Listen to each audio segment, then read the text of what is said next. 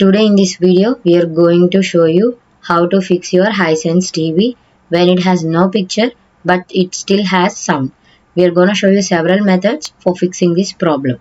Method 1. The first thing to try here is really the simplest.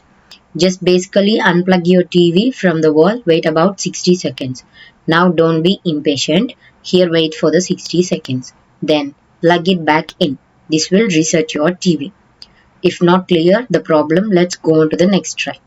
Method 2. Many times the source of this problem is your HDMI connection. You want to make sure your HDMI cable is securely plugged into the back of the connector. If you have a Fire Stick or Roku and it has a direct connection or has a short wave cable, again check that as well. If that solved your problem. If not, I want you to move the HDMI connection to another port. Most TVs has at least 2 and sometimes 3 or 4 of these ports. Look around the back and side of the set if this solves your problem. If not clears the problem, let's go on the next try. This is last thing, usually will do the trick, but this is a factory reset. So we are gonna reset your TV.